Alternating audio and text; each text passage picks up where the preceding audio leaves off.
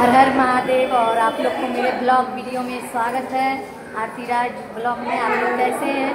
और देखिए आप लोग एक साथ तीनों भगवान का दर्शन कीजिए। और हम आज विद्यापति आए थे और पूजा वूजा कर लिए हैं और यहाँ पे दर्शन करने आए हैं, आप लोग देख सकते हैं।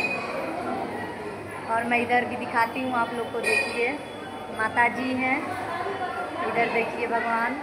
और एक देखिए वहाँ पे देखिए पार्वती मैया जी हैं, मैना जी हैं।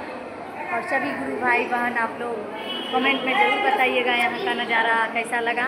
और आप लोग भी आना चाहते हैं तो आ सकते हैं, जो भी बेगूसराय ज़िला के हैं तो वो विद्यापति धाम तो जानते ही होंगे। और विद्यापति में आइएगा तो सभी भगवान से दर्शन आपको हो जाएगा।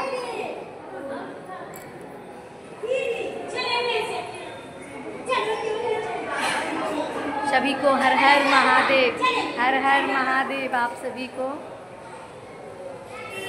हर हर महादेव।